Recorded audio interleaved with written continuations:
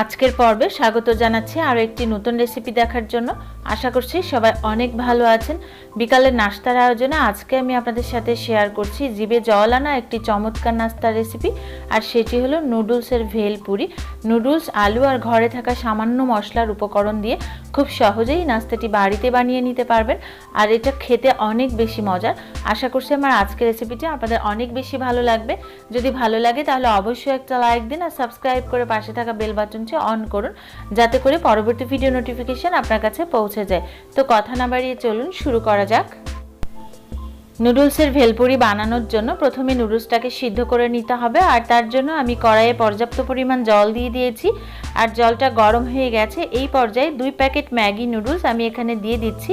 তারপর স্বাদমতো লবণ দিয়ে নুডলসটাকে সিদ্ধ করে নিতে হবে ঠিক 2 মিনিট, ঘড়ি ধরে 2 মিনিট সিদ্ধ করে নিতে হবে। তারপর স্ট্রেইনারে ঢেলে এটাকে জল ঝরিয়ে রেখে দিতে হবে। তবে এই পর্যায়ে এখানে তেল কিংবা ঠান্ডা জল দিয়ে ধোয়ার কোনো দরকার নেই, সরাসরি স্ট্রেইনারে ঢেলে রেখে দিলেই চলবে। তো নুডলসটা সিদ্ধ হয়ে গেছে, এটাকে আমি স্ট্রেইনারে ঢেলে জল ঝরিয়ে রেখে দিচ্ছি। এবারে আমি পুরটা তৈরি করে নিচ্ছি। তার জন্য এখানে 3টা মিডিয়াম সাইজের আলু গ্রেট করে নিয়েছি।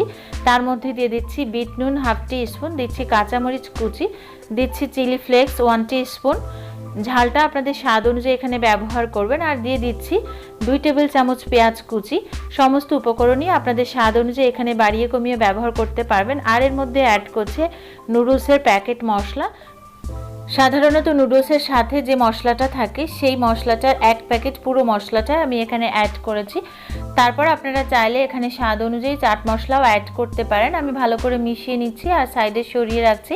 পুরটা রেডি হয়ে গেছে। এবারে টকটা রেডি করে নিচ্ছি। আমি এখানে তেঁতুলের কাঠ নিয়ে নিয়েছি 2 টেবিল চামচ, তার সাথে 1 কাপ জল মিশিয়ে নিয়েছি, আর বিট নুন দিয়ে দিচ্ছি স্বাদ মতো, দিয়ে দিচ্ছি নুডলসের মশলা, আর তার সাথে দিয়ে দিচ্ছি 2 টেবিল চামচ চিনি। আমরা মিষ্টি টক খেতে পছন্দ করি, তাই এখানে চিনিটা অ্যাড করেছি। আপনারা চাইলে এখানে আরও মশলা কিংবা ঝাল পছন্দ অনুযায়ী অ্যাড করতে পারেন। তো টকটা রেডি হয়ে গেছে, সাইডে সরিয়ে রাখছি।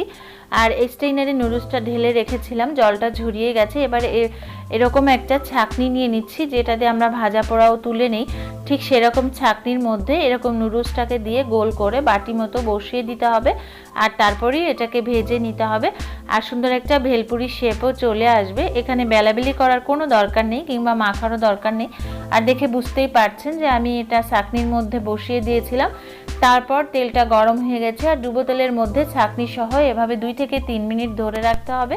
আর যখন 2 থেকে 3 মিনিট পর নিচের অংশগুলোর কালারটা একটু চেঞ্জ হবে আর নিজে থেকেই বুঝতে পারবেন যে এটা উপর থেকে উঠে আসছে, তখন একটা কাঁটা চামচ দিয়ে এভাবে ছাড়িয়ে তেলের মধ্যে ছেড়ে দিয়ে লাল করে ভেজে নিতে হবে। আর দেখে বুঝতেই পারছেন যে পুরো প্রসেসটা আমি কিভাবে করেছি। আর এই পর্যায়ে এটাকে ভাজতে 5 থেকে 6 মিনিট সময় লেগেছিল। তারপরে এটাকে লাল করে ভেজে তুলে নিচ্ছি। আর এটা দেখে বুঝতেই পারছেন যে এটা কিন্তু ভাজা হয়ে গেছে। আর একই রকমভাবে আমি সবগুলো ভেজে তুলে নেব।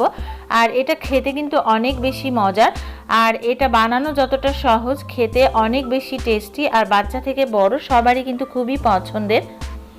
আর সবগুলো ভেলপুরি আমি ভেজে নিয়েছি, দেখে বুঝতেই পারছেন। এবারে এগুলোকে পরিবেশন করতে হবে। আর পরিবেশন করার জন্য ভেলপুরির ওপরে আলুর পুরটা বসিয়ে দিতে হবে। আমি চামচ দিয়ে দিচ্ছি, তবে আপনারা চাইলে হাত দিয়েও দিতে পারেন। তো আমি আপনাদেরকে দেখাচ্ছি যে হাত দিয়েও কীভাবে দিবেন। ঠিক একই রকমভাবে ভাজা নুডলসের উপরে আলুর পুরটা বসিয়ে দিবেন। তবে আপনারা চাইলে এখানে আলুর পুরের মধ্যে ধনেপাতা কুচি কিংবা টমেটো কুচিও অ্যাড করতে পারেন। তারপর ওপর থেকে শসা কুচি, ধনেপাতা কুচি, স্বাদ মতো কাঁচামরিচ কুচি কিংবা চিলি ফ্লেক্স, লেবুর রস, এই সমস্ত উপকরণ দিয়ে এটাকে পরিবেশন করতে পারেন। আমি ওপরে শসা কুচি আর কিছুটা ডিম গ্রেট করে দিয়ে তারপর তেঁতুলের টক দিয়ে এটাকে পরিবেশন করছি। আর এই তো রেডি হয়ে গেছে আজকের ভেলপুরি, নুডলসের ভেলপুরি। আর দেখলেনই তো যে কত সহজে এটা বানানো যায়। এটা বানানো খুবই সহজ আর খেতে অনেক বেশি মজার। আশা করছি আমার আজকের রেসিপিটি আপনাদের অনেক বেশি ভালো লেগেছে।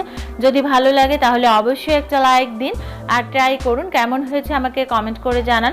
এরকম আরও সহজ ও সুন্দর সুন্দর রেসিপি পেতে চাইলে অবশ্যই একটা লাইক দিন, সুন্দর সুন্দর কমেন্ট করুন, বেশি বেশি শেয়ার করুন, আর সাবস্ক্রাইব করে পাশে থাকা বেল বাটনটি অন করুন, যাতে করে পরবর্তী ভিডিও নোটিফিকেশন আপনার কাছে পৌঁছে যায়। কারণ আপনাদের লাইক, কমেন্ট, শেয়ার, সাবস্ক্রাইব আমাকে অনেক বেশি আনন্দিত করে। সবাই খুব ভালো থাকবেন, সুস্থ থাকবেন। পুরো ভিডিওটি দেখার জন্য অসংখ্য ধন্যবাদ।